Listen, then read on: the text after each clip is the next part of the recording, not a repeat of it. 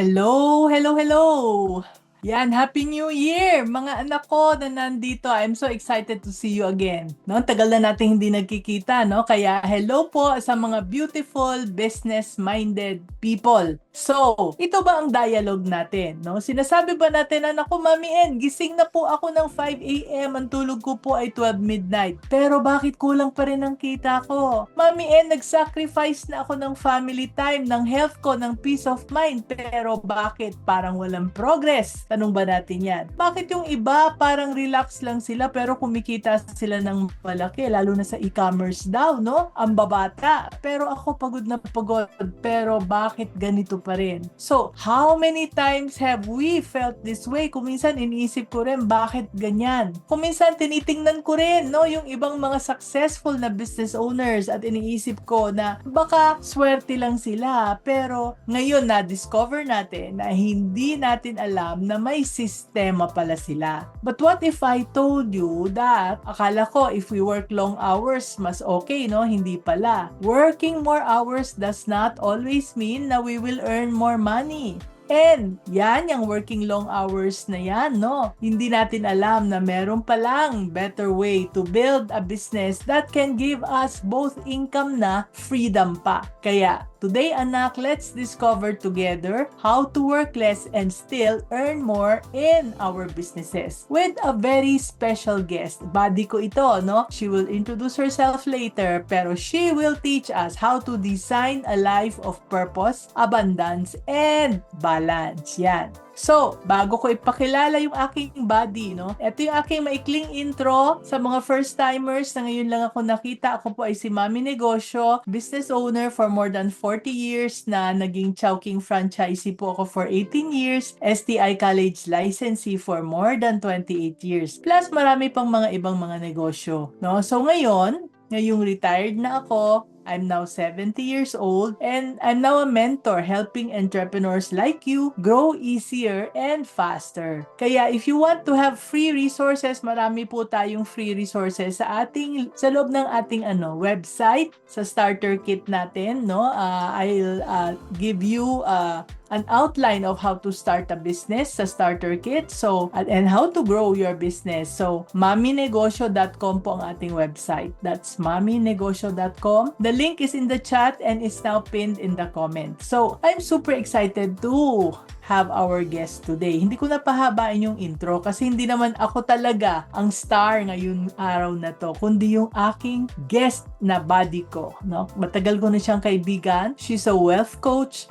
Siya yung takbuhan ko kung meron akong problema sa pera, nagpapatulong ako sa kanya. Author siya, dami niya nang nasulat na libro. And she's a content creator, very active na ngayon sa TikTok. She is also helping breadwinners and couple entrepreneurs design a life of purpose. Pareho kami, no? Ma-align yung aming mga purpose, kaya kami naging magkaibigan. So, a life of purpose, abundance, and balance. Yan ang gusto niya. So, anak, let us welcome my inspiring friend and buddy, si Coach Janice Senyorin de la Cruz. Yan, Coach Janice, welcome, welcome. So Hi, nice to Mommy see you. Ann! Hello, everyone! Good morning! Sa sales, laging good morning. Good morning parate. Tama. At bago tayo mag-dive into today's topic, no? Ikaw na lang ang mag-intro. Kasi, syempre, kilalang-kilala na kita. Pero some of the people here are meeting you for the first time. So, can you share with our viewers a little bit about yourself? Sino ka ba talaga? What do you do? And why are you so passionate about helping business owners work less and earn more?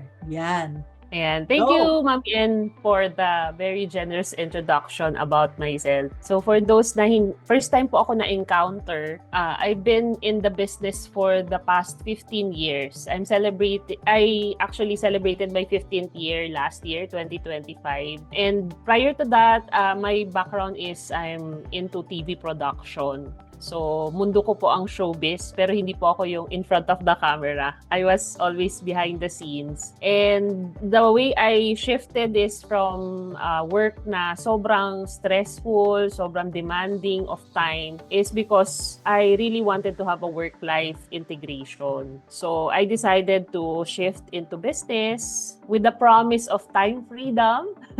Di ba? Kasi yan lagi ang sinasabi sa atin, di ba? Mag-business ka na para hawak mo yung oras mo. You have the freedom to do whatever you wanna do and ganyan, and you also have financial freedom, no? But starting a business is not easy because as every startup business, I was influenced by my mom. With the guidance of my mom, we are handling an agency, a life insurance agency, and our agency is with a green company. And so far, we have underwent a lot of challenges sa business, no? Lumaki yung grupo, lumiit, nagka-pandemic, and all that. But we are still standing strong.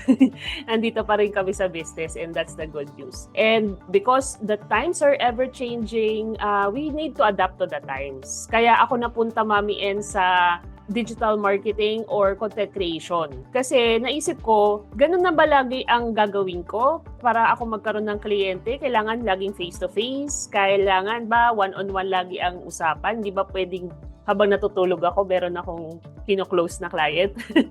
Yung ganong concept, no? So, yun yung naisip ko that I had to think of a way to leverage on time because time is so limited. Kaya, I'm very passionate about helping people, especially business owners, na mag-work less or more because ultimately, di ba, ang purpose naman kaya tayo nag-business kasi nga, we want to have control of our time because we want to spend more time with our families. But if we are not able to establish a good system of business, baka we will fall into the trap of we are an employee of our own business, diba? So kaya I'm so passionate about helping other business owners experience that kind of lifestyle so that they will sustain their business. Kasi ultimately, Mami En, diba, pag napalago natin ang mga businesses sa Pilipinas, it has an impact economically. Mas maraming tao ang magbe-benefit. Mas maraming pamilya ang magkakaroon ng income, mas maraming bata ang makapagtapos ng pag-aaral. And that's why I choose the path of helping mga business owners.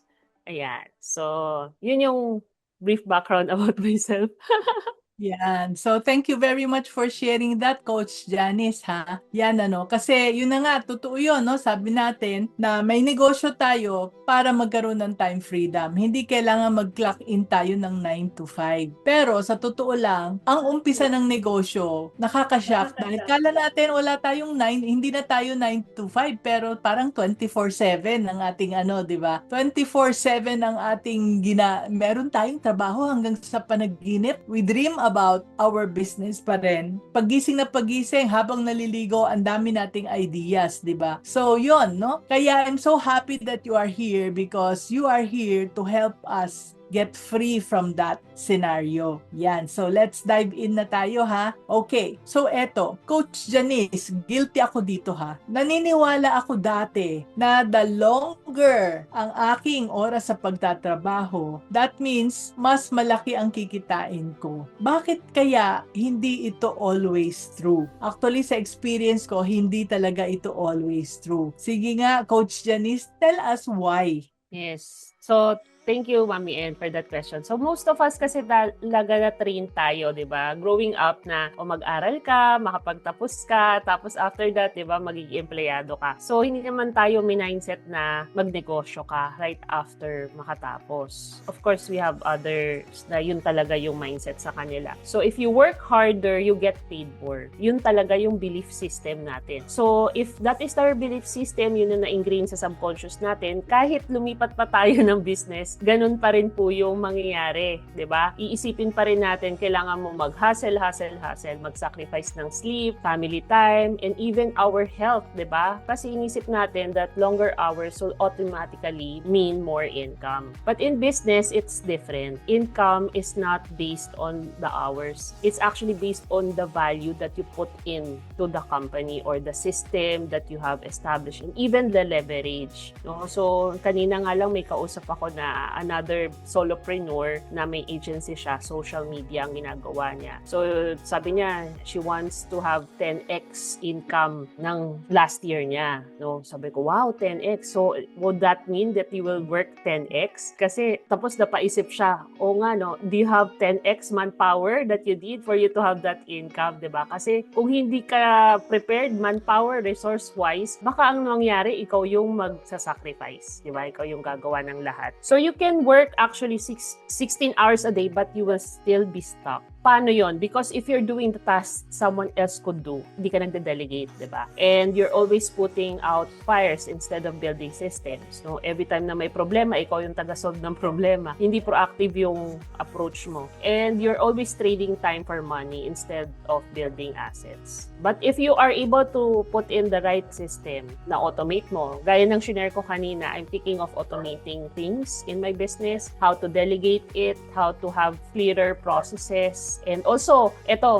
madalas na nineglect smart financial planning, diba? Kasi masyadong nakafocus sa operations, pagpapalago ng income, profit, but hindi pala, kumbaga, hindi pala maayos yung financial planning, no? So, dun pumapasok yung ma-achieve mo yung working less but still earning more in your business. And you will not be physically, kahit na hindi ka physically present, diba? Kahit nasa Maldives ka, nasa Paris ka, or even nasa China ka, diba? Nagbabakasyon with the family, your income will still come in. Oh, may kaching-kaching pa rin yan na papasok. Kasi nga, nabuild mo yung system ng tama. Yan, tama yun, ano? Okay, so, ang narinig ko sa iyo, Coach, is hindi actually solusyon yung pagtatrabaho ng mahabang-mahabang oras para lumaki ang kita sa negosyo. Ang sekreto para lumaki ang kita sa negosyo is not more time but more value.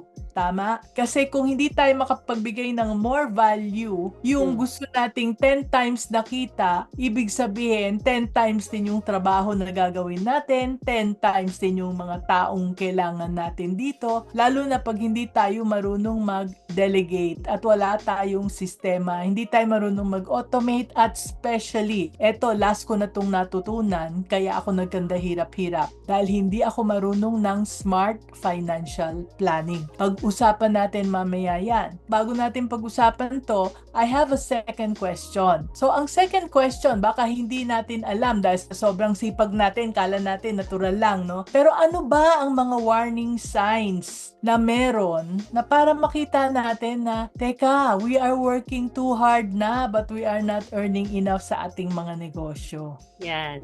Ito na ang reality.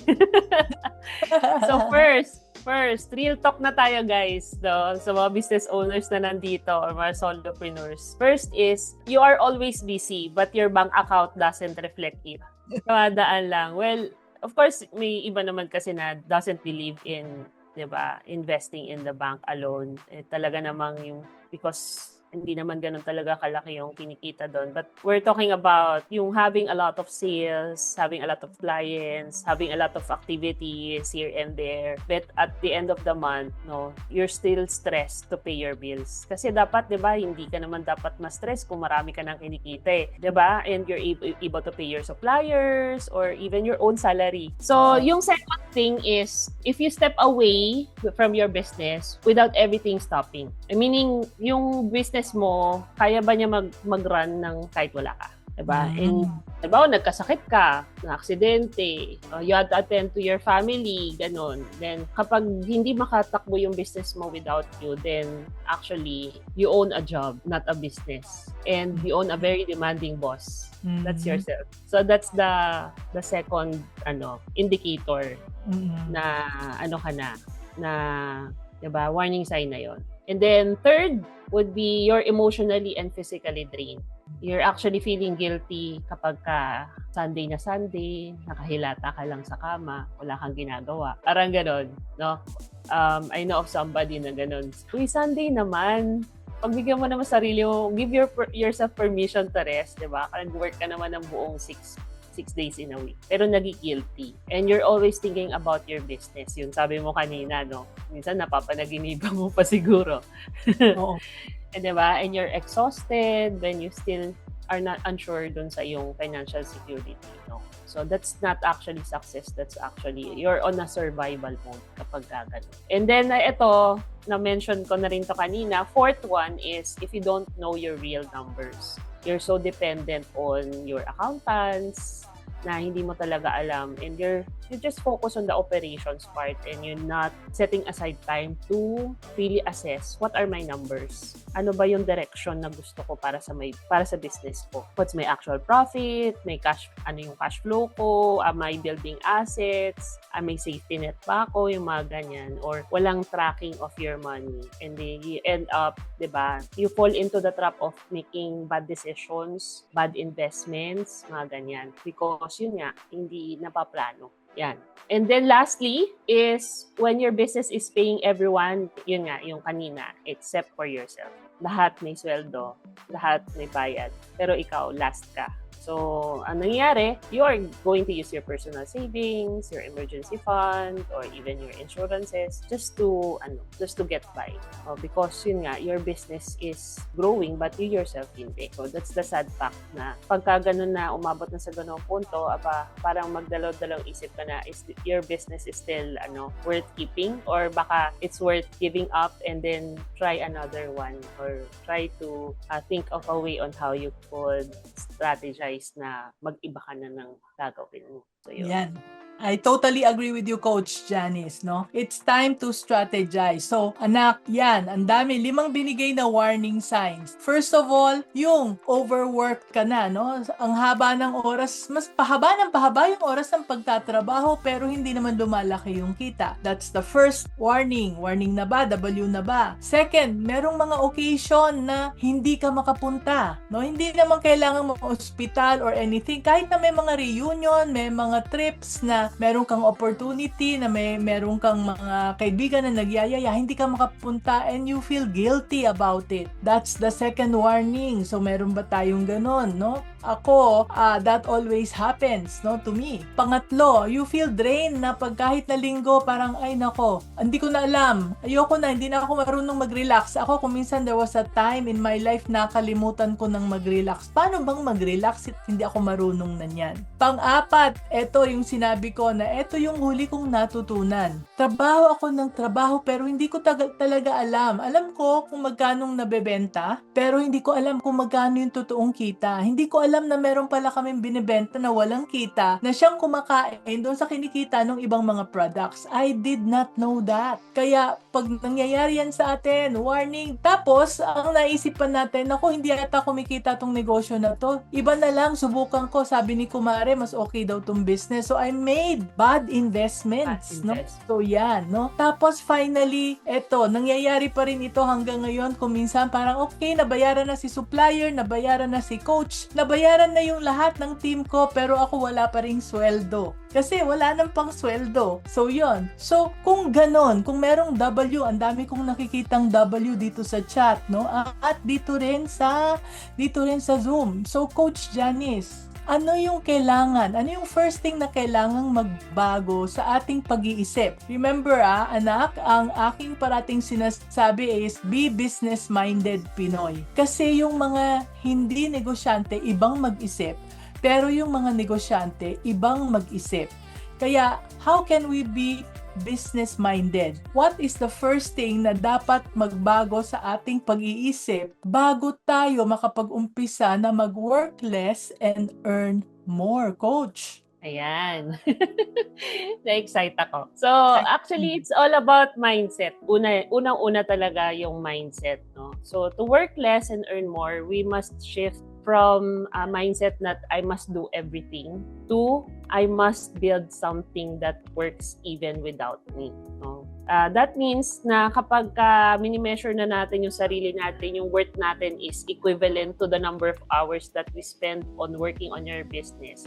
And dun tayo pumapasok sa, di ba, burnout na. So, kailangan we start measuring yung how profitable we are, how predictable our income is, and how much freedom our business is giving us. Yun yung mga bagay na dapat na mas pinaglalagyan natin ng attention, ng focus. So when you change your identity from hardworking hustler ako, lahat ginagawa ko, to a more strategic business owner, magbabago po yung the way you decide on things, the way you move, diba? Parang even yung pricing mo. Kasi pag confident ka sa expertise mo, kaya mong magpresyo ng malaki ng hindi ka mangangamba na mawawalan ka ng kliyente, diba? Kaya nga, bottom line dito, Mami, di ba, we have to be, as business owners, a lifelong learner. We have to keep on upskilling ourselves. Hindi pwedeng laging alam ko na yan. Kahit alam mo na yan, meron ka pa rin matututunan from not only theories, but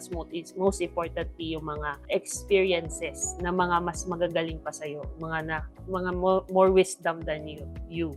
Diba? So, yun yung pwede mong i-leverage.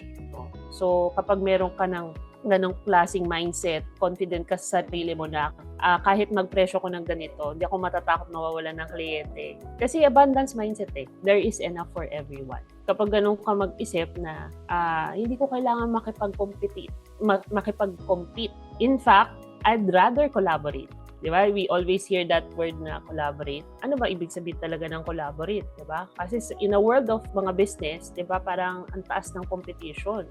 For example, in life insurance, di ba, ang daming iba't ibang kulay ng life insurance, di ba? Pero how do you stand out from the competition? Pero ngayon, nag-iba na ang mundo kasi because people are more financially literate, I believe, they don't believe na isa na lang dapat ang kinukuha nilang life insurance provider. They believe that they have to diversify, diba? Right. Their investments and their So, hindi na siya competition. Naging collaboration na siya. And yung expertise ng isa, 'di ba? Malaki ang sakop ng life insurance. For example, one can focus on retirement. One can focus on education planning. One can focus on estate planning, 'di ba? So, ganun din po sa different industries. If you try to be the jack of all trades na, ay, di, kaya ko lahat gawin yan, di ba? Ganun. So, talagang napapagod ka kasi nakikipag-compete ka sa marami. But if you develop yourself as an expert na, magiging kilala ako sa itong niche na to, or itong specialty,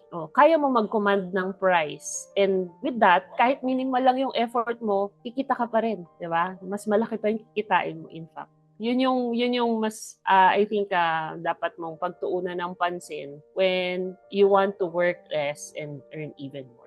Okay, thank you very much. No, talagang pag-iisip yan. Mindset talaga ang unang attack dyan. No? So, going back to what na-share ni Coach Janice, no? Strategic dapat ang pagiging business owner. Yun yung mindset. No? Dapat nagko-collaborate tayo, hindi lahat ng tao kinakalaban natin. Actually, malawak ang mundo. No? Abundance mindset daw. No? Malawak ang mundo. Pwede kang mag-focus sa isang bagay lang. No? At ang ganda ng kanyang example na binigay. Kala ko lahat ng mga insurance na nagbebenta ng insurance ay lahat pinapasukan. Hindi na pala. Meron na pala silang talagang specialization. Kung ang doktor nga may specialization, dapat ang negosyo din natin may specialization. Kaya I love the word strategic kasi katatapos ko lang nung aking presentation a few weeks ago on strategic reset. Kasi kinuha akong speaker ng Take Off Summit ng Lorus Training.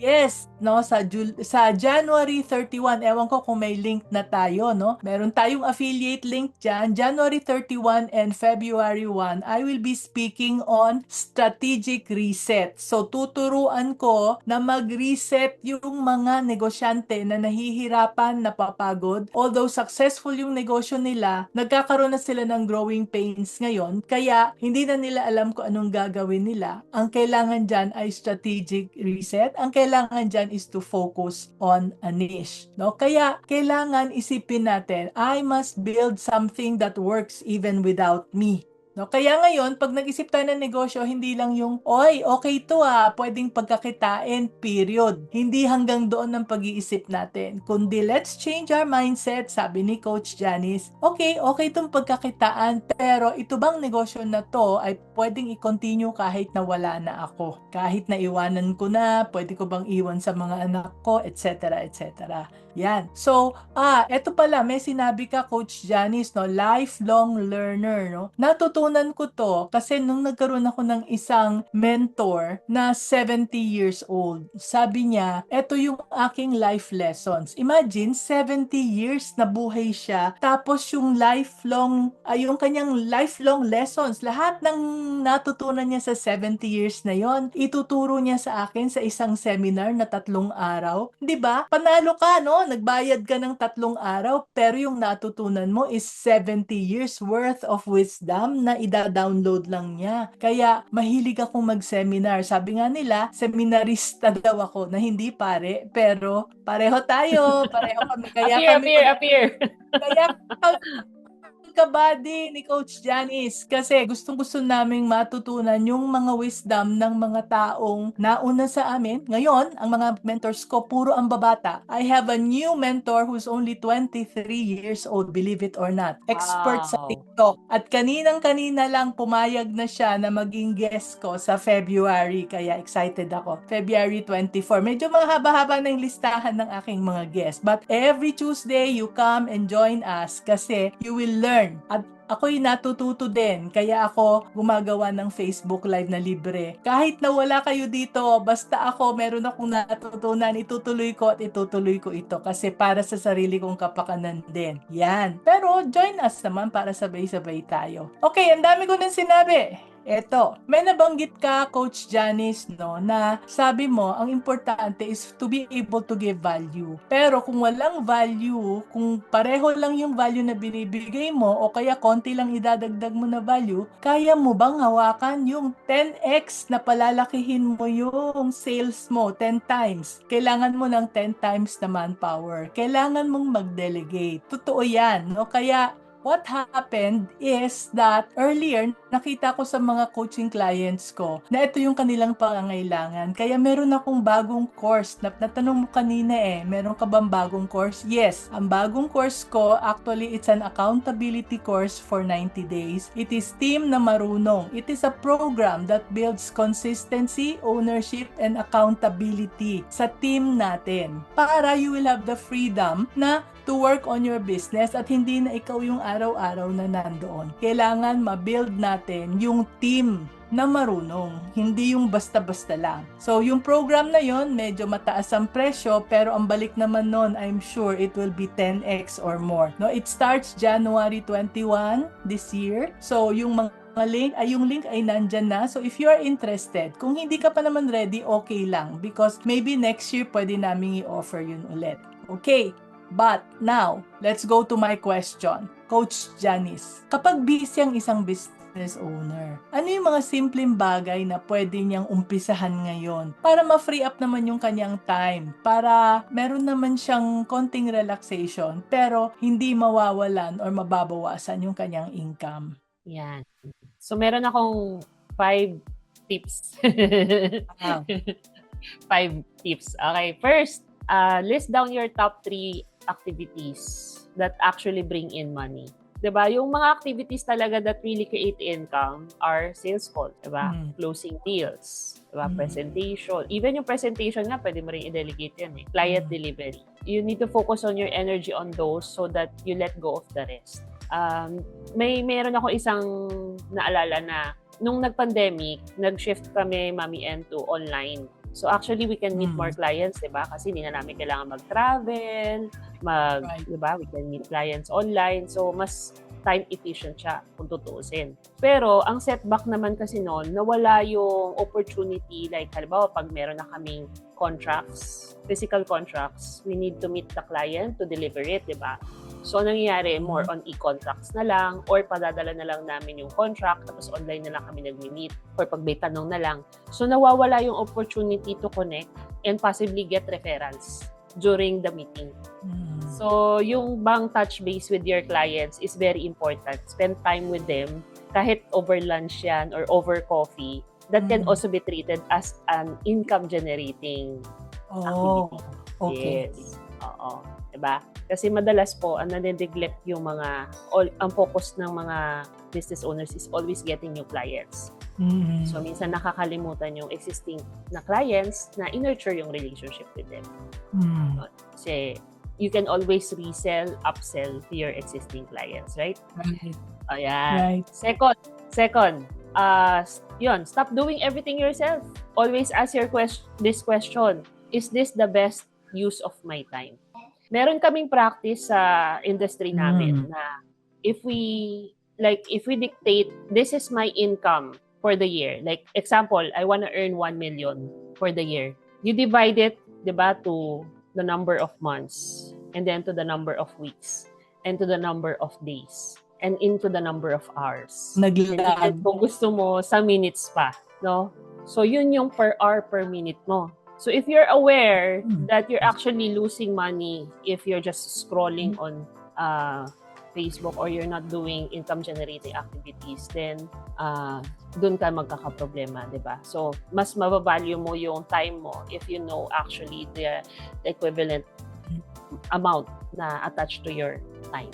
So, yung mga other things na, di ba, yung instead na ikaw pa yung magbo-bookkeep, or ikaw yung magpo-post sa social media, why not delegate it? Why not outsource somebody to do it for you? Kasi sila yung mas ma-free up mo yung time mo of doing it, and you can do higher value work and earn more, diba? So that's the second. Okay? Third tip is start using simple systems. So ito, very basic. Gumawa ka na ng message templates. Ganyan. So, yung mga email templates, pag may nag-inquire sa'yo, meron ka ng message template kagad, mga automated replies, even online bookings. So, pag merong gustong makipag-book sa'yo for an presentation or consultation, meron ka na yan. You have scheduled posting on social media, and that in itself will actually save you a lot of time. Yung mga small systems na incorporate mo sa business mo will give you more opportunities to explore other avenues pa. Fourth is to pay yourself first. So when you give yourself a regular salary from your business, you actually stop chasing random income and start making smarter decisions. So regardless naman kung maliit, malaki yan, it's not in the amount. It's actually in it creates the behavior. Uy, sumweldo ako. So wala sa income amount yon. But the fact na na-build yung confidence mo na sumweldo ako this month, then you will make it better na lang, di ba? Kaysa yung patuloy kang naggagawa, naging busy, tapos wala ka rin pala at the end of the day, wala ka rin palang kinikita. Or ang masama pa nun, nagagamit pa yung pera na dapat pang business, di ba? Kasi nga hindi malinaw yung financial planning. So you will shift from a survival mode to a CEO mode. Kasi nga, dahil meron ka sweldo. Yan. And then lastly, I really advocate for this, is to protect your energy at all costs. Diba? We are surrounded by a lot of negativities around us, a lot of challenges, and sometimes parang nakaka-drain talaga. So really have to find time to rest, to find clarity. So kami nga na mag-asawa, we recently went out of town to Nasugbu, Batangas for our planning and / wedding anniversary. And ang ganda sa pakiramdam na you're with nature, you get to experience the beach, you get to talk to each other nang hindi ganun ka-pressure na kasi pag sa bahay, ang daming demands, ang daming mga... Pero pagka iba yung environment mo, nakaka-relax, So, yun, make it a point that you have that me time for yourself. Hindi naman kailangan magastos kahit sa malapit na park lang, di ba? Maglakad-lakad ka lang, mag-walking tour ka lang sa park. That will give you clarity, that will give you a sense of focus kapag sobrang chaotic na yung environment mo. So you really have to protect your energy because as a business leader, you are the one who will spell the difference sa business mo. Di ba? Ikaw make or break ka talaga sa business mo. So yun yung last tip ko for everyone. Oo, parang nasagot mo na yung next question ko kasi tatanong ko sana, no? So, since husband and wife kayo, pareho kayong busy, how can you support each other in building a business that gives you more time for family? So, yun yung sinabi mo, make time, no? Pero ano yung first thing na dapat, kasi hindi sila sanay, no? So, paano mo na-break yon yung momentum na parang kanya-kanya, meron parehong busy, tapos, ano yung unang bagay na pwedeng gawin para magkaroon sila ng time sa isa't isa? I think the first step talaga is conversation. You pause to converse and to dialogue. Not talk about problems, but really sit down and talk about ito yung mga questions na pwede nyo pag-usapan. how many hours do we want to work? Oh, okay. Dapat Ayan. nag-agree na. Oo, how many hours, 'di ba? Do it. So, kung halimbawa, in our case kasi ngayon, Mami, hindi ko na business partner yung asawa ko eh. Employed na siya. So, meron talaga siyang definite hours lang na nagtatrabaho. Kaya pag uwi niya sa bahay, ang expectation niya sa akin, asikasuhin ko siya. So, mga around 5 or 6 p.m. nandito na siya sa bahay. So, dapat meet us time yon, magkukwentuhan kami, kakain kami together. Kaya minsan meron kaming arguments na pag naabutan niya ako na nakaupo pa ako sa table ko at nagtatrabaho. Yun. So, kung meron ng ganung klaseng malinaw na usapan, di ba? Mababawasan yung mga arguments. Mawawala yon. So, that's one. Second question, how much income do we really need to pay off all the obligations and even to afford yung mga pleasures in life. Kasi kailangan, hindi naman dapat puro lang. Di ba? Kailangan na i-enjoy mo rin yung perang kinikita mo. So, dapat may budget for travel or yung mga hobbies. Yan. Hobbies ng asawa ko magbili ng mga laruan. Ako naman, mga pampering like magpamasahe, magpa-pedicure, manicure, mga ganyan. So, yun, importante po yun na mapag-usapan nyo, how much income do you really need? And then the third, what kind of life do we want for our children? In our case kasi wala pa kaming anak, but we're planning to have one, hopefully, by the grace of God, magkakaroon pa rin po kami. But in the case of parents here na nasa business, ano ba yung life na gusto ninyo for your children? Then you have to talk about it as well. So, kasi pag clear po yung vision natin, then ang kasunod na po nun is yung dividing of roles. No? Hindi lang po yung task, di ba? Ito, like example, ikaw mag-focus ka sa revenue, magaling ka sa budgeting, magaling ka sa o ikaw magaling ka sa system, sa finance, sa operation. Yung you can delegate depending on the strength of the person. And nagkakaroon kayo ng clear boundary. You don't step on each other's toes. You start moving to the same direction that you want for your business. And hindi na siya business project, but more of this is a family project na siya. Hindi na siya money-driven thing, but it's more of we become closer, we become more harmonized, united when we do this. Yun. Kaya nakakalungkot, di ba, Mami, if we hear mga business in family na nag-away-away. Kasi, di ba, hindi dapat ganun eh. Kaya nga kayo nagtayo ng family business is because you want to be working together, you want to grow closer together, bonded, tapos magkakaroon ng ganung problema. So, yun. Hindi dapat siya maging source of stress. Yan, no? So parang ang gets ko dito, ang nakuha ko is talagang kailangan mag-usap ng couplepreneurs, lalo na pag magkasama kayo sa isang negosyo. How much time na kailangan magtrabaho at kailan tayo uuwi ng bahay na wala nang pag-uusapan na negosyo, no? Second is magkano ba talaga lang ang kailangan natin para malaman natin kung kailan tayo hihinto, or else 24/7 talaga yung work, no? Anong klaseng buhay ang gusto natin? Gusto ba natin na nagbabakasyon every year with the kids, right? And ano yung role ng bawat isa? That was very helpful, Coach. Kahit na para sa akin, no? Para sa akin na I am already in my 70s, my husband also. Hindi na namin na pag-uusapan to eh. Etong what kind of life do we want for our kids? Tapos na to dahil may kanya-kanya na sila buhay. Pero yung mga how much time to work, how much income do we need, parang given na sa utak namin na parang, syempre, alam na namin yun. Hindi pala namin alam. Kailangan pala talagang pag-usapan, no? So, maiba tayo ng topic, no? Gusto ko naman pag-usapan natin yung meron kang libro na How to Live Your Life Extraordinary, no? Tapos meron kang community na ang tawag ay Sumo. So, bakit mo to ginawa itong dalawang project na to? Can you tell us more about those two projects na dahil nga sa love mo, sa desire mo na makatulong, ito yung dalawang projects na gusto mong ipaalam sa atin ngayon, today, in our show. Can you tell us more about that? Yeah, thanks, Mami Ed. So, yung dalawang project na yan, it all started last year, 2025. No? So, the first one, unahin ko yung Sumo, yung Show Up More Online. It came from the idea na, ang dami kasi nagtatanong sa akin, Coach Janice, paano ba mag-create ng content? Paano ba mag-ganito, ganyan? So, parang gusto ko lang, meron akong isang mabuild na community na pag nandun ako nagsalita, na kukuha na,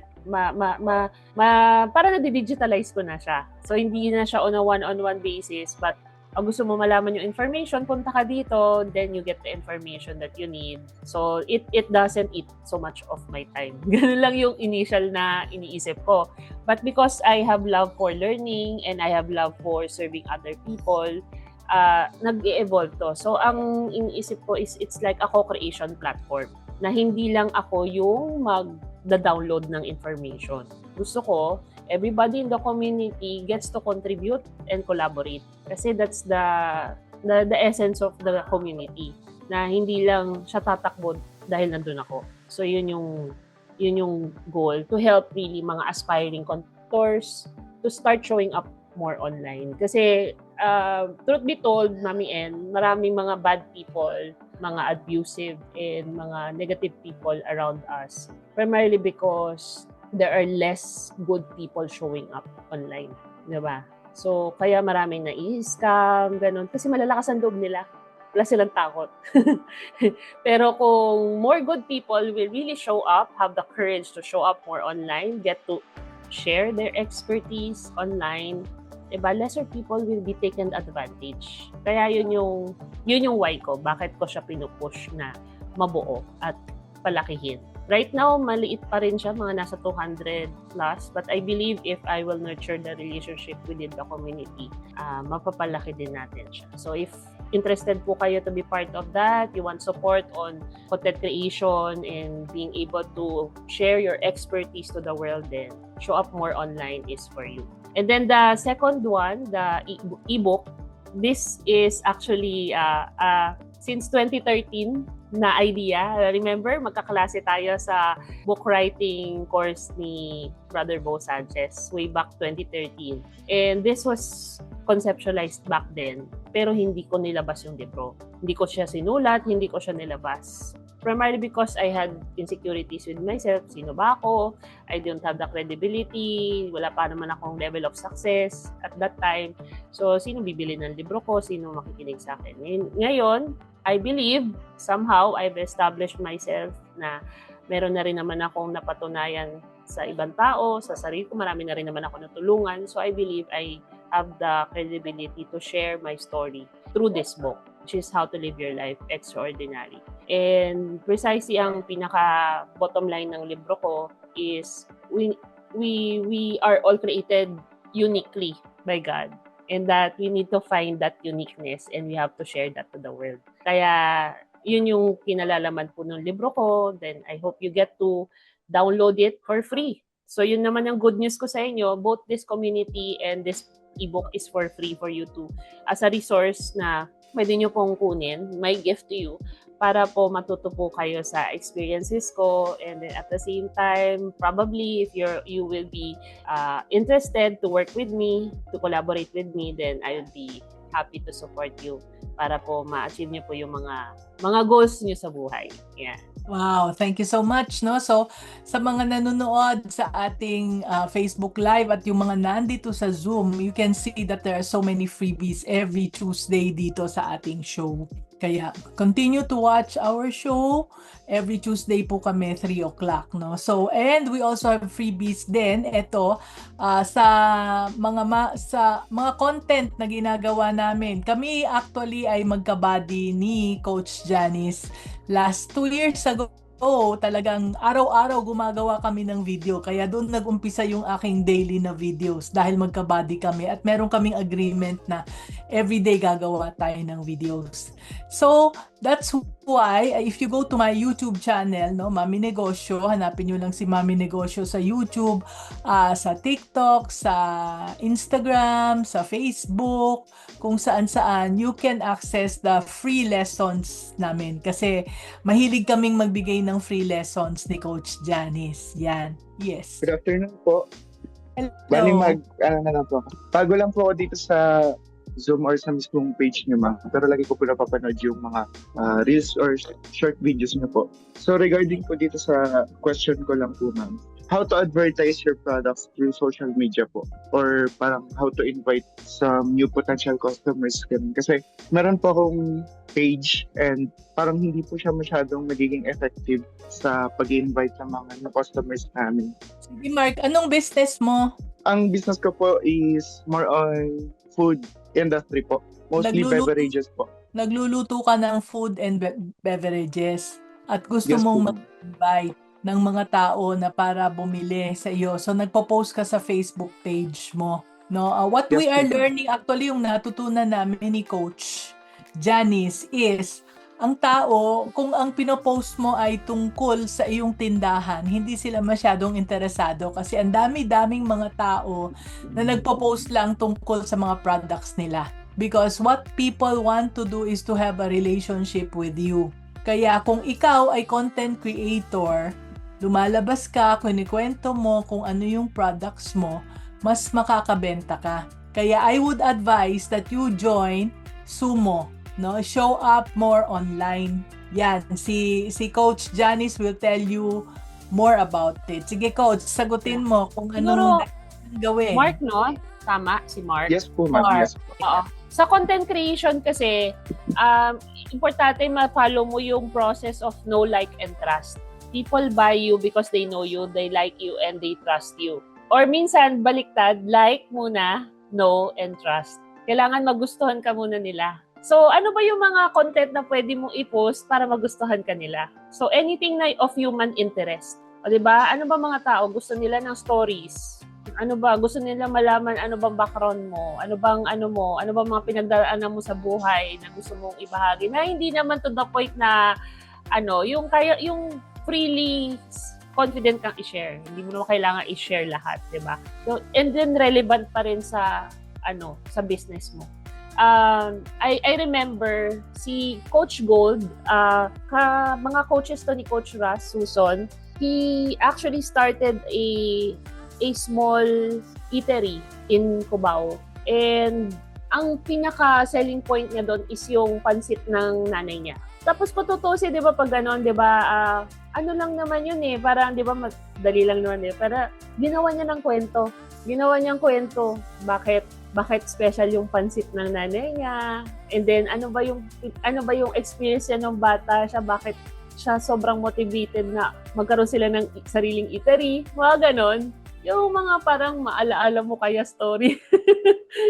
Diba? So, yung mga ganon human interest, really that captivates the emotion of people, you will be likable. Diba? Ngayon, beyond that, a step to that is knowing. Kailangan, ipaalam mo din sa kanila, dapat hindi ka lang likable, but meron ka ring naiaambag sa kanila.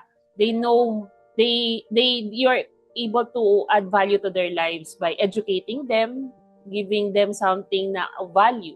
Yan. And then probably inspiring them or motivating them in life na wag magsuko sa buhay. Ganyan.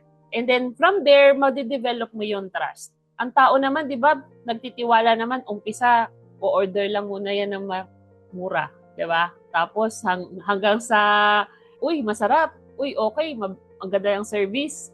Sige, dito ulit. Hanggang sa naging parokyano nyo na. Tapos hanggang sa gusto mo umabot sa point na hindi na hihinto doon, pinopromote ka na. Pinagsasabi ka na. Minamarites ka na sa ibang tao na hindi mo sila kailangan bayaran. Right. Diba? So yun. Kaya yung iba nagba-viral sila. Pansin niyo po yung mga sa Divisoria, di ba yung mga bata na nagbebenta ng, ewan ko kilala niyo yun, Neneng na nagbebenta ng hotdog sandwich. Imaginein mo, tapos nakakailang hotdog sandwich siya sa isang araw. Through social media, nag-viral siya. Pinupuntahan talaga siya, dinadayo siya ng mga tao. Kasi may story siya. Hindi lang niya pinifeature na, ay, nagbebenta siya ng hotdog sandwich. Meron siyang story behind that. And that captures the emotion of people. Kaya, pinupuntahan. Naku-curious sila. Yes. So people want to connect with you, Mark, no? Kailangan ang tingin nila sa iyo tao, hindi ka tindahan lang at hindi lang gusto mo silang bentahan. Kumbaga parang kaibigan ka. And therefore, they have to know, like, and trust you. Kaya ang suggestion ko sa iyo is really to create content.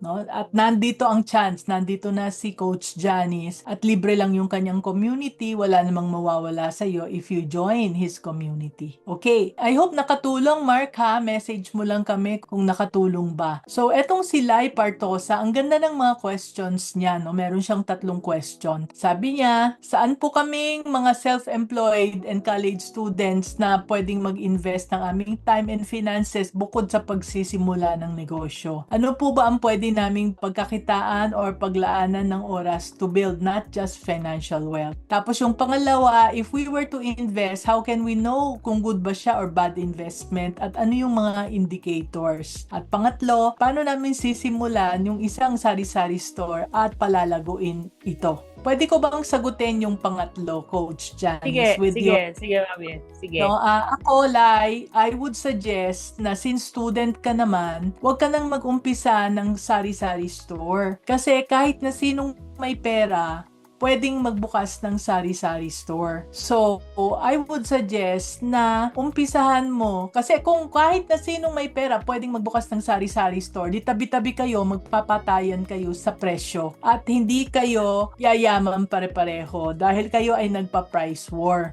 So, there are many other businesses, hindi lang sari-sari store. Yun lang talaga ang nakikita natin kasi yun yung pinaka-common. So, I would suggest na hanapin mo kung saan ka magaling. No? Meron akong libro tungkol dyan which is Discover Your Business Calling. Anong negosyo ang bagay sa iyo based on your experiences, based on your environment, based on yung mga magulang mo, yung kung saan ka nag-aral, ano yung mga favorite subjects mo. Merong mga telltale signs dyan, may mga clues dyan kung saan ka pwedeng mag-succeed over and above starting a sari-sari store. Kaya I suggest huwag sari-sari store ang umpisahan. Tapos kung paano naman pagpapalago, mas madali na yan. Ang kailangan, mabuhay muna yung first business mo. So, sinagot ko yung number 3 kasi yan yung business is more my line, especially starting a business. Pero when it comes to investments, yan, si Coach Janice ang magaling dyan. Okay.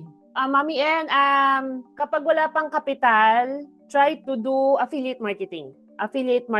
Leverage on promoting good products that you feel can help other people. And so dapat doon lang gumaling ka sa pagsisales, pagko-content marketing, ganun, content creation. Tapos, yun, kasi kikita ka ng commission without you thinking of inventory, diba? Hindi ka maglalabas ng kapital. Kung maglalabas ka man ng kapital, if you plan to run ads for your affiliate marketing, Pero kung wala namang ganon, at more on word of mouth lang naman din, it would be very profitable for you. Lalo na sa mga platforms like TikTok, yun, or even live selling, di ba? Yung iba nagla-live selling, di ba? They're not actually the ones sending the products. They're just promoting the products and then promoting the link to the sellers. And then, sellers ang bahala magpadala ng product. So, it answers yung time kasi hindi mo naman kailangan ng buong araw gawin yun. You can only devote 1 to 2 hours of your day to do that and you can earn. And if you create videos 1 time, 2 time, and then iikot-ikot na yun, din can generate income for you. So, nagle-leverage ka sa time and also the products of other people. So, hindi mo kailangan ng sobrang laking budget for that. Yeah. Ang dali ngayong gumawa ng pera, sa totoo lang, no? Kung siguro naman meron tayong cellphone, no? Meron tayong cellphone na pwedeng mag-shoot ng video. So once you have that, diskarte na lang. Kung hindi mo alam kung anong sasabihin mo, meron ng AI, pwede kang mag-chat GPT, Gemini, at patulong ka. Pwede mo siyang kausapin ng Tagalog, maintindihan niya. Sabihin mo sa kanya, anong sasabihin ko? Gusto kong ibenta itong libro ni Mami N at maging affiliate sa libro ni Mami N. So, sa bawat benta mo ng libro, may kikitain ka if you are an affiliate of our books. Sample lang yon. Wala pa akong affiliate program. Gagawin pa lang namin to this year. So, just wait for it. Pero maraming affiliate program. Pwede kang maging expert since estudyante ka. Pwede kang maging expert sa pagbenta ng libro. So, si Chinkitan, yung aking store, has a lot of books and maraming tumutulong sa kanya sa pagbebenta ng libro niya. So, pwede kang maging expert sa business books. So, hanapin mo lahat ng business books at ikwento mo ng ikwento at habang nagkikwento ka, natututunan mo pa yung mga lessons. So, anong gastos mo? Ang YouTube or ang TikTok na maging affiliate, I don't think na may bayad. May bayad Walang ba bayad. yun? Walang Wala. bayad. Internet siguro, Mami N. You have to have the internet. May internet ka naman, I'm sure, no? Kung meron kang cellphone, may internet o kung wala, tumambay ka dun sa may mga wifi na lugar. May Nakigamit ng internet. makigamit ka. Oh. So, hindi puhunan, hindi problema ang puhunan. Ang problema is idea lang at lakas ng loob. Kahit na mahiyain ka, alam nyo ba na mahiyain si Mami N? Hindi nyo alam siguro, kala nyo makapal ang mukha ko. Madaldal lang ako dahil ang kausap ko ay si Coach Janice, friend Mahihain ko. din ako. Mahiyain. Pareho kaming mahiyain, no? Si Cap matatawa sa atin. Pero, kaya ako madaldal dahil ang kausap ko ay computer o hindi tao. Kaya, ganun din. Pagkausap nyo ay yung inyong cellphone, hindi kayo mahihiya dahil wala naman tao doon. At ano kung magkamali? Ba't ka mahihiya? Hindi ka naman nagnanakaw, hindi ka naman nanloloko. Diba? So, yon. Affiliate marketing is a very good idea. No, try to learn more about it. Ang daming YouTube videos online that you can learn from. So, Coach, ito na. Ano lang siguro, Mami N, ako, may caveat lang ako sa affiliate marketing. When you promote a certain product, do not focus on the income, but focus on the value of that product. Kailangan believer ka ng product na yun. Kasi mahirap naman na nagpo-promote ka ng isang product na hindi ka believer, tas at the same time, ano pa siya, hindi pala siya, kumbaga hindi mo naman siya tinatangkilik din. Di ba? Kasi hindi magiging natural yung pagpo-promote mo rin kung ginagawa mo lang siya because of this one. Oo, dapat galing sa heart mo yung sinasabi mo. Yan. O, sagutin mo naman to, Coach, itong second question. Paano malalaman daw kung good or bad investment? Ano daw ang indicators? Okay. Number one, kailangan mo na malaman kung fit siya sa goal mo. Kasi we have short-term, long-term, medium-term goals. Diba? So, kung mga good investment, kailangan nagsusupport siya dun sa gusto mong goal. So, kung ang goal mo is pang-retirement, so wag kang kukuha ng mga investment na hindi pang long-term. Diba? Kasi hindi niya masusupport yung goal mo na yon. So, another thing is, kailangan naiintindihan mo yung pinapasok mo. Hindi porket sinabi na maganda kitaan dito or nag-i-invest dito kasi yung kamag-anak, kaibigan mo, doon ka na rin papasok. Dapat naiintindihan mo kung ano yung pinapasok mo and paano nag-work yung money. Ano yung mga risk involved. Kasi lahat naman ng investment may risk. You just have to understand, calculated risk, kaya mo ba? Makakatulog ka pa ba sa gabi pag alam mo yung risk na napapasokin ng investment mo, di ba? And kaya mong i-explain, sabi nga nila, kung naiintindihan mo isang bagay, kung kaya mo siyang i-explain sa isang 5-year-old, di ba? So, naiintindihan mo yun, di ba? Kasi kaya mo, naiintindihan mo, kaya mong i-explain ulit sa isang 5-year-old, naiintindihan ng 5-year-old yung pinapaliwanag mo. Then, okay, go. And then third, ito, can you afford to lose the money? Kasi, syempre, pag investment talaga, walang guarantee na the return. There's always that risk na mawalan ka ng pera. Kaya, importante na naka-establish ka muna ng mga emergency fund, hindi mabayaran mo lahat ng mga obligations mo, hindi kakain pa rin yung pamilya mo na hindi ka matatakot na diba, na hindi mo kailangan isipin na, ay nako, mawalan ako ng bahay dahil dito, diba? Kasi it's a gamble, kumbaga. So, be careful kapag lagi may nag-aalok ng double your money in 1 week. Mga too good to be true, ano yun, no? Mga quick rich schemes yon, no? Na tapos yung mag-i-invest ka tapos walang product, walang services na kapalit. So, 'di ba? Pinaiikot lang yung pera doon. So, and kailangan importante align din sa values, Mami N. So, I preferably I don't go into investments that involve pag-utang, ganun. Oo, kasi you have to know your values din. So, kung alam mo yung values mo, then yun yung magiging pang-identify mo na kung this is a good or bad investment din.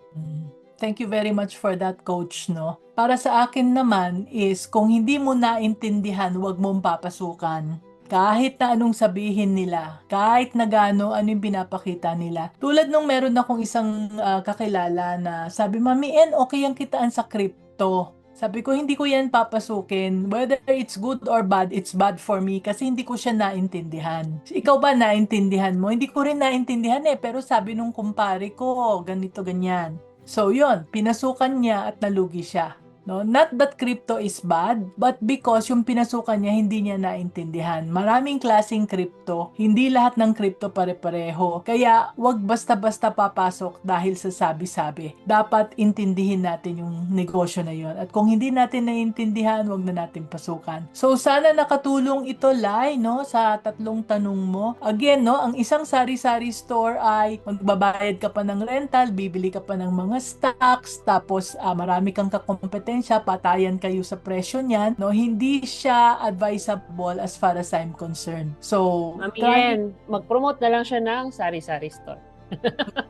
mo, mag-promote ka ng sari-sari store at commission. Pwede yun, di ba? Kausap mo yung Diba? may-ari ng sari-sari store. Tapos meron Oo. kayong usapan for every customer na bibili ng ganitong package sa sari-sari store ko. Meron Pwede. akong commission. Pwede. Di ba? Oo.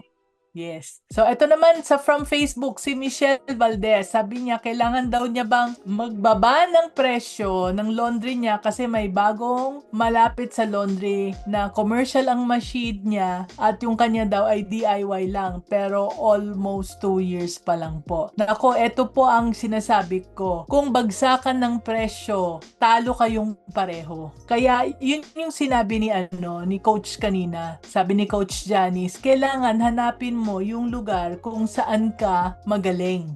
Okay? So sila, siguro yung kompetensya mo ay commercial, sa iyo naman ay DIY. So anong meron? Anong kagandahan sa DIY? Anong kagandahan sa commercial? Yan, kung mas convenient ang commercial at ikaw ay DIY na, mas mahal ka at talagang kailangan mong magbaba ng presyo. But not because patayan kayo ng presyo, kundi dahil iba yung service mo. So kung DIY naman yung sa iyo, ano naman yung pwede mong ibigay na value? Remember na sabi kanina ni Coach Janice yung word na value. Anong value ang pwede mong i-provide, Michelle? Para sa'yo pa rin yung mga tao pupunta. At Pwede yun, Mami Yen, no? Yung for every certain amount that you purchase gives you an opportunity to win a raffle.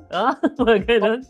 meron pa ganun. Merong mga membership, merong mga... Loyalty card, di ba? Loyalty Na card. pagka 10 beses ka nang nagpapalaba, meron kang free palaba, parang gano'n. O kaya habang nanonood sila dahil nandun sila sa Ay, nagdi-DIY, oo. meron silang pinapanood na May something. pa-movie. May pa-movie, tapos may popcorn. Depende kasi, kaya nga, kanya-kanyang diskarte at hindi parating bagsakan ng presyo ang solusyon. Okay, si Rhea naman, question. Around 2 years pa lang daw ang agribusiness niya, yung mga points to consider na nabanggit ni Coach Janice, applicable na po ba sa bagong businesses na kagaya namin? Kagaya nung dapat sumasahod na as the CEO, etc. So, salamat daw sa sagot. So, what can you say, Coach? For a startup company, yes, pwede naman na hindi muna, pero siguro bigyan nyo ng deadline. Lagyan nyo ng timeline. So, a good timeline could be 6 months to 1 year, diba? Kasi usually on the average kasi mga startups talagang 1 to 2 years, 'di ba? Ang ano niyan. Kaya importante na may emergency fund kayo or may other source of income kayo. Kasi kawawa naman kayo kung mag-rely kayo dun sa business tapos wala pa siya, hindi pa siya nagpa-profit, 'di ba? Kaya importante na bago kayo pumapasok sa isang business, maganda, solid yung financial foundation ninyo na you can afford to do this and still, kumbaga, you can still get by with the things that you need to pay. Kasi mahirap naman kung mare-resort kayo to utang because nag-business ka. Even si Chinkitan would always, do not start a business with utang. Mas maganda na it's coming from your own savings. Kasi nga walang guarantee ang business eh. Very risky ang business eh. Oo, nasagot ba yon, no? So, sana nasagot yung tanong mo, ha? So, ito naman next, sa Facebook naman, si RSV.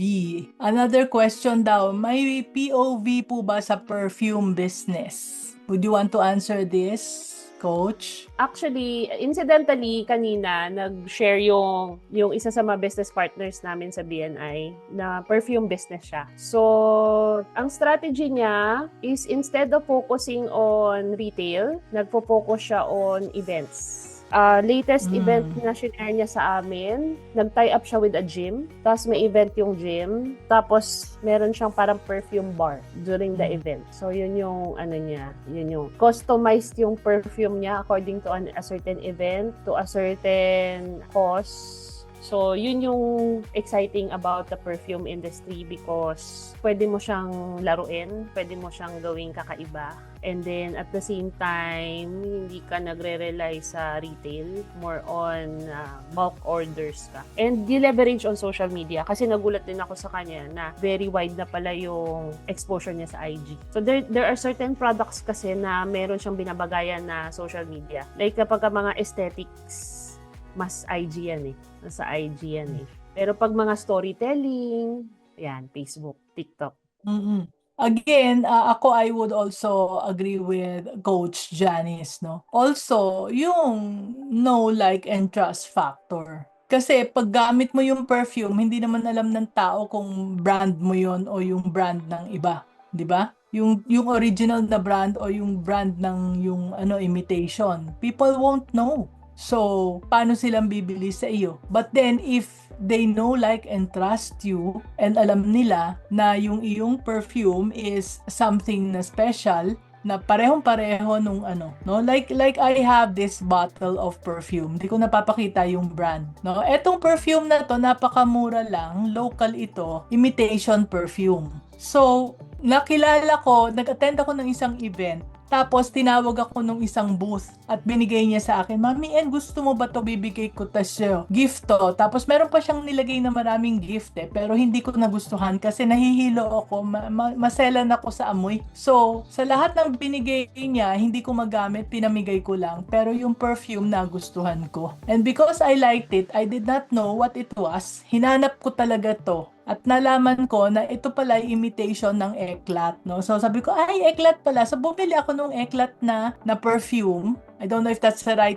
pronunciation anyway. Bumili ako ng Eclat na perfume na original. At nung inamoy ko ito, walang masyadong difference. So bakit pa ako bibili ng original kung pwede naman itong imitation, 'di ba? So ngayon, loyal talaga ako dito sa brand na to because this is affordable. And syempre, gawa sa Pilipinas, mas makakatulong ako sa ating mga kapwa Pinoy. So yun, because of that person who sold me this, then naging faithful ako, parati akong nag-order sa kanila. And I found them online. Nakita ko sila uli online. Pero nung first time ko silang na-meet, doon sa isang event at naging naging exhibitor sila. No? So yun, that is one thing that you can do as well. But basically, if people know you and you endorse it, mas makakabenta ka ng mas mataas na presyo. Yun yung sabi nila. This is what I heard from a lot of those people who are selling cosmetics, selling perfume. Yun, they have to know, like, and trust you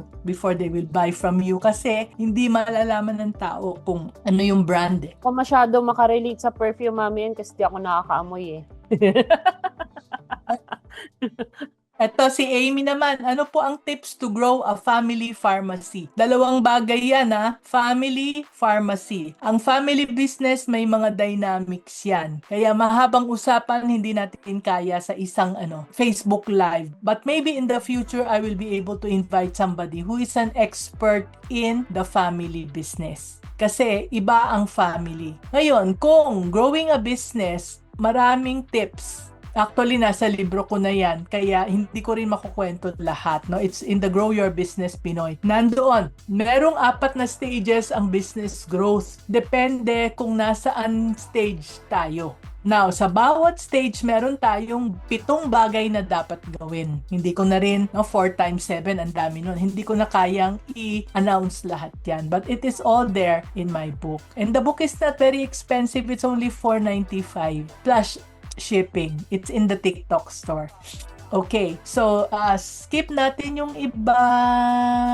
May nagtanong. Eto, I want to hear your take on this, Coach. Sabi niya, okay po ba ang kumuha ng investor? Investor. Depende kung anong business. Anong business ba yun? Yeah. Depende kung anong business at kung anong klaseng investor ang kailangan ninyo. At bakit nangangailangan ng investor? At anong klaseng investor? Meron akong isang kaibigan, ang ginawa niyang kinuha niyang investor ay nagpautang sa kanya ng pera. Pero ang tawag niya doon, franchisee. Na mali naman. Kasi iba yung franchisee, iba yung investor. So, ang pinakamagandang investor is yung magpapautang lang sa'yo ng pera at hindi makikialam sa negosyo mo. No? So, Yeah. yun. Pero Saka kung mas gusto magandang yung walang interest. Investor. mas maganda yung walang interest, no? Kung okay. Pero kung may interest naman, something na mataas lang ng konti sa bank, sa time deposit rate. Time Huwag yung deposit. sobra-sobra. Huwag yung 5-6, di ba? Oo. So, ang pagkakamali nung kaibigan ko, ang laki ng inano niya, pinaramis niya. Kala niya kasi malaki ang kitaan, pumasok siya doon dahil malaki ang kitaan dati sa e-commerce. So, lakas ng loob niya, kumuha siya ng investor, nag-promise siya ng malaking kita, tapos biglang bagsak ng e-commerce dahil hindi na pandemic, nadali siya. Talagang binash siya, nasira yung kanyang reputation, nagkagulo-gulo yung buhay niya dahil sa pagkakamali niya sa pagkuha ng investor. So, ang short answer ko dito, dahil short lang ang question mo, wag nang kumuha ng investor. Pagtiyagaan mo na lang muna yung negosyo, dahan-dahan mong palakihin. Start small. Oo, wala Start kaming investor. Wala kaming investor. Nagkamali na rin kami at nag-umpisa kami ng negosyo ng utang. Nako, ang laking kalbaryo po. Kaya wag niyong gagawin yun. Tama yung sinabi ni Coach na sabi ni Chinkitan, Coach Chinkitan din. No? Kailangan mag-ipon muna tayo at kung ano lang yung kaya natin, yun lang. Wag tayong maging swapang na gusto nating lumaki kaagad yung negosyo kahit na hindi natin kaya. Yan. Start slowly tapos wala kang stress kung wala kang investor. So sabi ni Anton, paano yung affiliate marketing? Nako, mahabang kwento din yan. Ano pong halimbawa? Sa travel and tour, paano po bang affiliate marketing doon? Usually, ang affiliate marketing ay nasa mga TikTok, sa mga platform. So kung sa travel and tour industry ka, Anton, at meron kang TikTok channel na merong yellow basket, pwede kang magkaroon ng affiliate. Pwede, Mami Yan. N. So, Pwede yan, Mami N, yung mga brand collaboration. So, like, eventually, you'll go into live streaming sa TikTok, and then they get to sponsor you and boost your account through gifts. Kasi sa TikTok kasi may mga bigayan niya ng mga virtual gifts, ganyan. So, yung ibang brand, they leverage on the mga influencer live streamers kasi ang dami nilang audience. 100, 200. And then, pagka lagi nila na may mention, uy, binigyan ako ng ganito ng, thank you sa ganitong travel business. Ganun. So, live mention, di ba? So, nagsistick yun sa mind. Uy, ang dami binibigay na. So, nagiging top of mind. Kasi sa marketing po, kailangan kasi yung repeat, di ba? Di ba? Kaya nga may mga jingle. Si Mami N, meron ng jingle, oh. May theme song na. O, di ba? Yeah. So, when you have those kinds of sa marketing, yung mga parang, it reminds you of the, kahit, di ba? Kahit na sabi niya, bakit ang mga sikat na brands, kailangan pa nila magpa-billboard, sikat na rin naman sila, di ba? Gumagastos pa sila ng pagkalaki-laking amount. It's because people, they want to be top of mind. Uy, ang sarap nun sarap ng burger na yun sige, mag-drive-thru nga. Kahit hindi ka naman gutom. Di ba? Nakakaengganyo, no? Nakakaengganyo. So, okay. Marami pa tayong questions, Coach. Kaya lang, we have to end, no? Medyo super overtime na tayo. So, at this point, gusto ko na lang magpasalamat sa iyo, Coach Janice, no? Thank you very much for the valuable insights that you shared. So, meron ka pa bang mga final words for our viewers? Final words. Okay. Really, if you feel that you're super stressed and overwhelmed, no, it doesn't hurt to ask for support. Yeah. So, there are people who are willing, like us, Mami N, just ask for support. Reach out for help. Kapag nakita mo na hindi mo na kaya, huwag humingi ka ng tulong. And hindi naman lahat, kumbaga, there are people naman na hindi sila humingi ng kapalit. Kasi we all believe, siguro tataka kayo, what's in it for her? Bakit puro libre-libre? Diba? Because we believe in the law of reciprocity. That the more you give, the more will come back to you.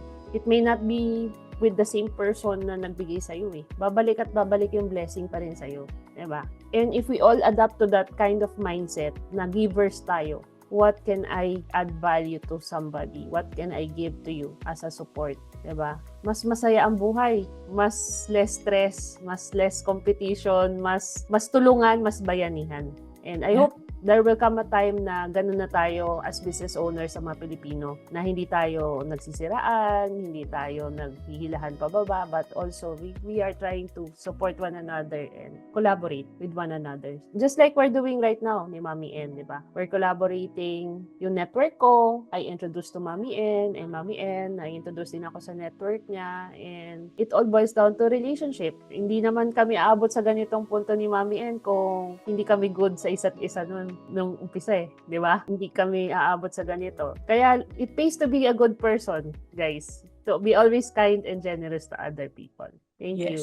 Yeah, thank you. Wag maging madamot, no? Alam nyo po, mula nung nag-volunteer ako as a Go Negosyo mentor, libre lang po yon kung sino-sino po yung mga tinutulungan namin na hindi namin kilala. Pero ang kagandahan noon, ang daming bumalik sa akin. Hindi sa akin bumalik sa mga anak ko. Yung mga anak ko, nagkaroon sila ng mga mentor na super, super galing, na walang bayad. So, sabi ko, ganito pala, no? Kapag nagbigay tayo, ang balik, hindi pala lahat sa atin, pero sa mga anak natin, which is even better. Just imagine, kung gumawa ka ng masama, ang balik sa mga anak mo, hindi ba super sakit yon? Kaya do good, no? Kahit na hindi ka pa salamatan, kahit na kuminsan inaaway ka pa, hayaan mo na, basta yung kung ano yung nasa kalooban mo, yun ang taus-puso kang tumulong, babalik at babalik dahil ang Diyos daw ay hindi natutulog, di ba? Yan. So, balik tayo kay Coach Janice. So, kung gusto nating makipag-connect kay Coach Janice, no, yung links are nandyan ulit. Visit her website, itong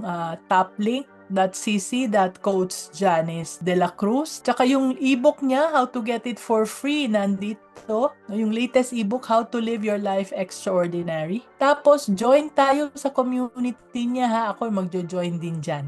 Yan. Para magkasama-sama tayo, tulungan tayo, no? Ano na nga ang sumo? Show up more online. Yan. Sumo. Yan. So, maraming salamat, Coach Janice, no? Actually, suking-suki na natin si Coach Janice. It's been an honor to have you here. Every time you are here, we learn so much from you. Kaya sana balik ka uli, ha? Balik ka uli, Coach. Yan.